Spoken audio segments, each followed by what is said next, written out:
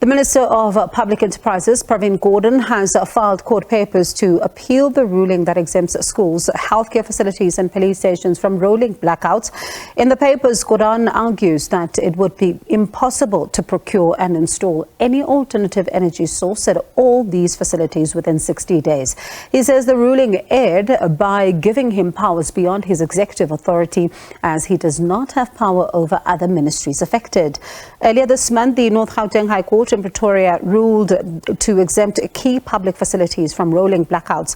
The ruling follows the application lodged by the UDM, IFP, Action SA, the National Union of Metal Workers and 15 others to compel Eskom to exclude these facilities from power cuts. Another year, another distressing report is presented into the country's municipalities. Now, only 38 municipalities achieved clean audits. This came out as the Auditor General Tsakani Maluleke presented the 2021-22 consolidated report into local government. Now, the audits cover credibility of financial information, usefulness and reliability of performance information, as well as matters related to compliance. Let's speak to the Auditor General now, who joins us live now. Thank you so much, AG, for your time this evening. While, of course, there are some improvements, listening to what you said to Parliament earlier on, but the picture is worrying across the board. Are we, of course, seeing provincial governments who are not paying attention? Is this why we are here? Or are internal auditing functions not functioning in the manner in which they should? Good evening. Thank you so much for having me on your show. I'm really delighted to be here, Bongiwe. The issue with the management of finances in local government starts off with the key root causes that we've been sharing. The lack of skills and capacity, the governance failures, as well as the lack of consequences.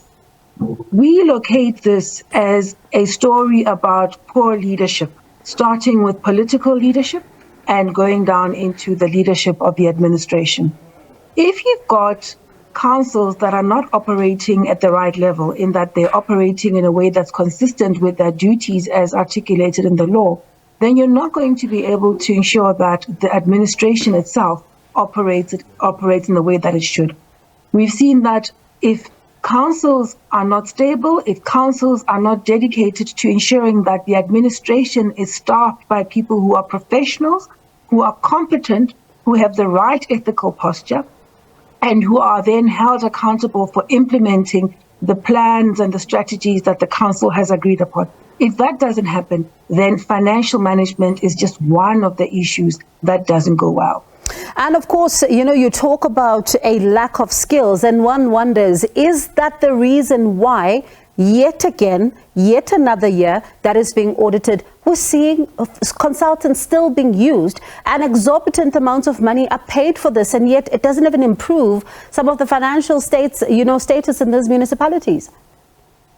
Yes, so consultants are still brought on to do the very basics of what those employed in municipalities should be doing. And as you know, we've said this for many, many years. The problem is not the idea of using consultants to supplement the capacity that's in a municipality. Our concern is that there is over-reliance on the use of consultants. And what we've diagnosed is that it's about a lack of skills in those finance functions, quite often even though people are appointed in those functions. It's about a lack of discipline by the accounting officer, being the MM, as well as the CFO, supervising and reviewing the work of the consultants. It's about them as leadership appointing consultants much too late. It's also about them not shaping the scope of what those consultants ought to do. The primary responsibility for managing public funds and ensuring that the money that is being spent on the right things and that there is efficiency of spend, that primary responsibility rests with those that have been appointed and elected to run municipalities.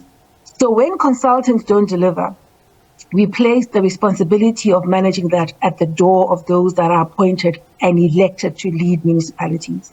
Can we get to a point where this is no longer an issue, though, in your view, when you're looking at what has been coming out over the years? We have to get to a point where that's no longer an issue, because the financial environment within which most municipalities operate is quite constrained. So the opportunity to continue with leakage, with unnecessary wastage, that opportunity is long gone. It is now urgent that there be proper attention to ensuring that every single rand that is in the hands of those that are appointed and elected to lead, that rand is well spent and that they're held accountable for doing so. So we have to get to a point where every single rand goes where it should, whether it's to infrastructure projects that must be delivered on time at the right quality, at the right price, whether it's about maintaining existing infrastructure.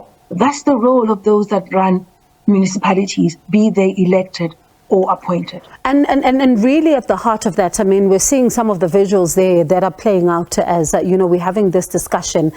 At the heart of this is service delivery, because if all of this money is squandered and not used in the manner in which it's supposed to be, it utterly means that service delivery then continues to grind to a halt. Absolutely. And as you well know, our economy is under significant pressure. Every rand must go where it should. The backlog of infrastructure maintenance is there for many citizens to experience, unfortunately. So it is now absolutely critical that the culture of wastage, the culture of no consequences when things go wrong, the lack of discipline of ensuring that key functions in municipalities are budgeted for, they are appropriately allocated to people who know what to do in that they're professional with technical expertise, and that they are overseen by the council so that every single rand is being spent in accordance with what the plans of the municipalities are. If we don't do that, we're not going to be able to deal with the deterioration in infrastructure, and we're not going to be able to respond to the service delivery demands of citizens. Are they even filling some of the critical vacancies? Because this has also been another issue over time, particularly when you look at these skills that they say they don't have. What we saw is that the instability in the council level made it such that there was still instability and a lot of vacancies at the administrative level. So councils took some time to appoint municipal managers, they took some time to appoint CFOs, they took some time to appoint other skills to deal with different functions in the municipality. So that requires urgent attention. What we've got to do is start driving the creation and maintenance of a public service that is characterized by professionalism, by stability, by tenure, by performance and consequences when things go wrong. If we don't do that, we won't have the type of institutions that can insulate service delivery from the pressures that come when there are political events. And you talk about the instability in council, and looking at what has been happening, a number of people who are in these councils have been saying no, service delivery continues. There are officials who are tasked with these particular issues. But listening to what came out earlier and what you just said right now is that the instability in council is also playing out in what we are seeing happening when it comes to the lack of services to people and the filling of critical positions. Absolutely. And if you look at the design of the roles and responsibilities within local government, the political leadership has some significant responsibilities around approving budgets, approving different performance plans, around appointment of staff. So if they're not stable and if they're not competent and effective, it does translate to what happens at the administrative level.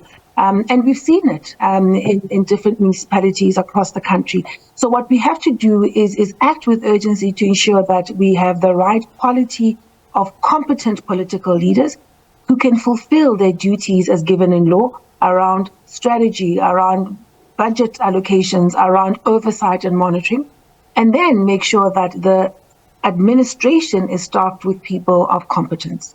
So listening then, it's the right people in the right positions. And then as we end off our conversation, let's look ahead. Of course, you present this to Parliament every year. The public gets to see what exactly is going on in our municipalities and all of that. And one is hoping that maybe next year the picture changes somewhat. But if it doesn't, how worried are you that the regression that you've even mentioned in Parliament today may just worsen things when we look ahead at next year? If we don't get the basics right around financial management, around performance management, ensuring that we plan for service delivery properly and monitor it and report on it. If we don't stem the leakage of funds through fruitless and wasteful expenditure, irregular expenditure that leads to financial loss, if those things don't happen, then the ability of the municipalities as institutions to perform on their mandates will continue to diminish.